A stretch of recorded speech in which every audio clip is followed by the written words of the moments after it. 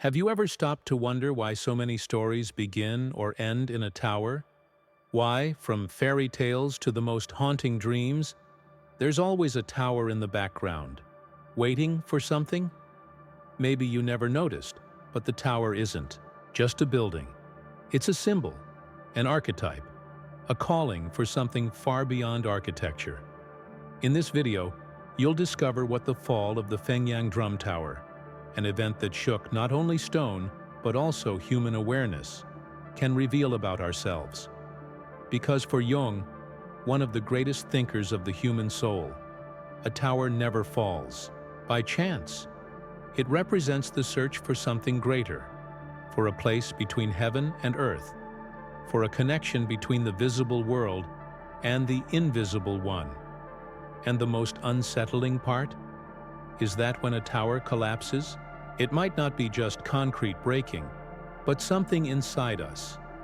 Throughout this video, you'll understand what the tower symbolizes in the human psyche, according to Carl Jung, why its fall might be a scream from the collective unconscious, and how this collapse reveals much more than the eye can see. But before diving into this deep symbol, take a deep breath. Look around you. Could something in your life also be on the verge of collapsing, so that something new can be born? If this kind of content moves you, stirs you, awakens you, then hit subscribe and leave a like, because here, every symbol is a key, and every video is an invitation to decipher what you've always felt, but never had the words to name. Shall we? The tower is calling. Have you ever heard the sound of a drum in total silence? Close your eyes and imagine for a moment. A single beat, deep, steady, profound, as if it wasn't coming from outside, but from within, as if it were the heartbeat of the world itself. Since ancient times, the drum has been more than just an instrument. It was a calling, a portal, a beat that travels through skin, through time, and goes straight to what Jung would call the collective, unconscious. But what does this have to do with the Fengyang Drum Tower? Everything. Because the tower wasn't just made of bricks. It held a drum, and that drum was the invisible heart of the city. Think with me. In how many cultures is the drum used to mark rites of passage? Birth, death, war, celebration, healing. Is it a coincidence that this sound is always associated with thresholds, moments of transition from one state to another? Or is something deeper at play? Something we don't see with our eyes, but feel in our chest? Jung believed that certain sounds, symbols, and rhythms could open inner doors, that they could reach layers of the psyche untouched by language. And the drum was one of those sounds. It spoke to the part of us that is not rational, but that holds ancient ancestral memories. Memories that may not even be ours alone. Have you ever felt yourself enter a rhythm that took you to another state of consciousness? Noticed how certain repetitive beats put you in a light trance, almost meditative? Know this, it's not accidental. Rhythmic sound is a primal language, and the unconscious responds to it. When a shaman plays the drum, he's not just making music. He's navigating the depths of the unconscious, his own and that of the group. He's accessing information that doesn't come through logic, but through symbolic resonance. Now imagine an entire city listening to that sound every day, marking time, calling forth the cycles, organizing chaos. The Fengyang Drum Tower was more than a tower with a drum. It was a sonic compass, a frequency that kept the collective in tune. And when that beat stopped, what was lost? Did the collapse of the tower also mark the end of a sacred rhythm? What happens to a body when the heart stops beating? And what happens to a culture when the drum falls silent? Do you see now? The drum was the invisible link between the outer world and the inner psyche, between social time and symbolic time. It said, "Now is the hour." Now is the moment.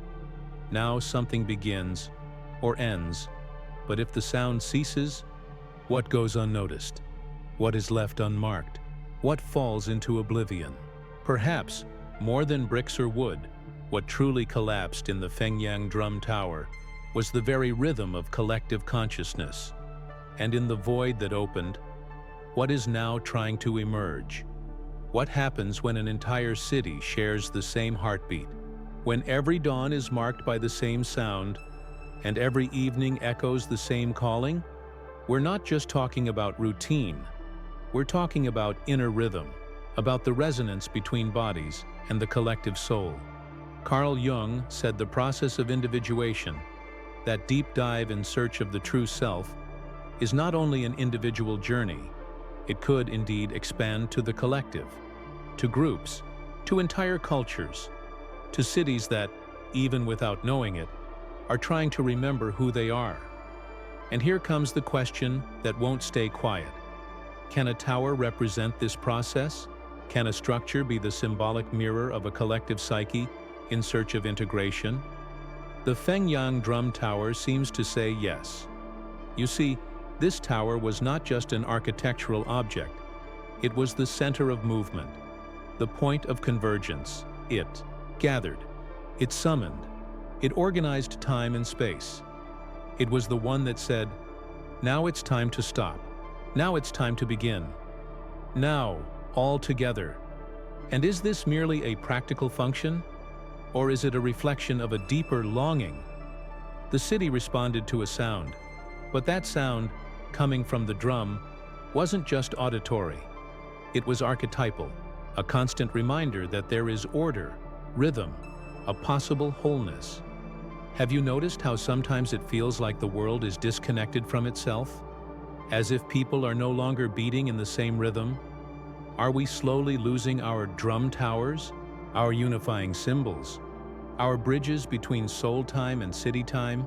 In analytical psychology, individuation is the process of integrating opposites, of bringing together the scattered parts of the self.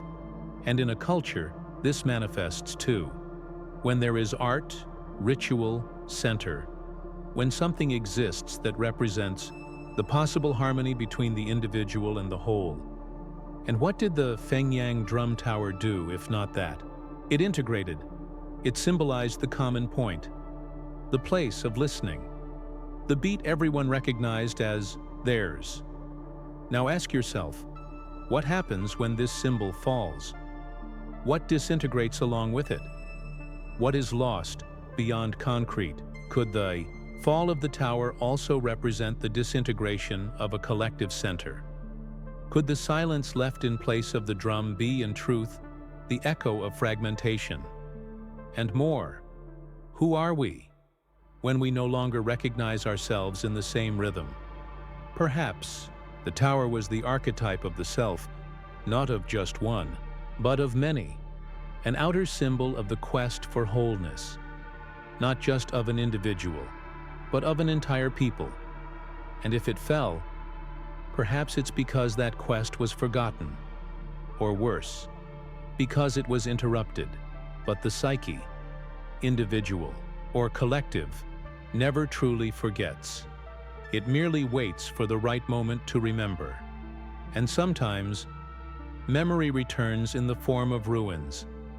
In the heart of the city, there were no palaces, no markets, no walls. In the heart of the city, there was the tower. Have you noticed how in so many cultures, there is always a central point? Something built in the middle, not just to organize space, but to organize the soul.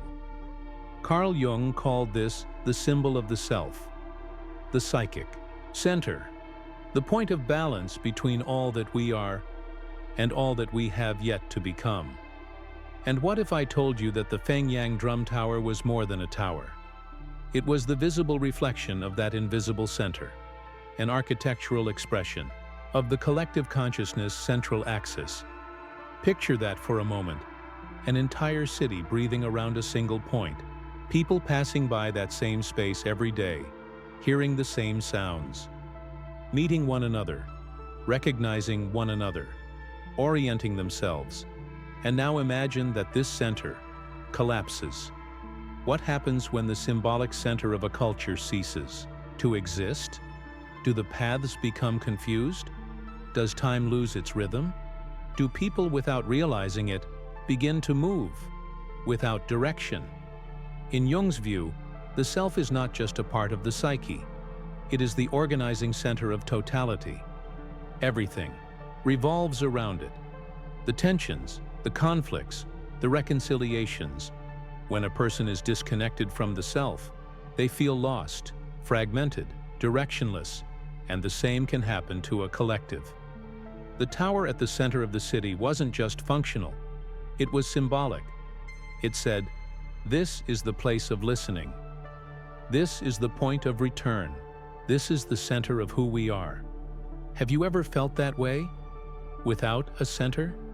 As if everything is happening, but nothing is truly anchoring you.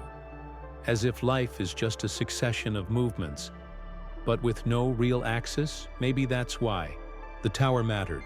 It wasn't just there to mark time. It marked meaning. And when meaning collapses, what are we left with? Are we ready to rebuild a center? Or are we doomed to live at the edges, never returning to the middle? The fall of the Fengyang Tower can be seen as the collapse of a collective self, the symbolic crumbling of a structure that organized far more than streets. It organized souls.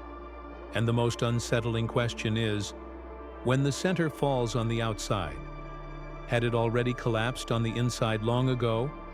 How many centers have fallen within us before falling in the cities, and what can be reborn?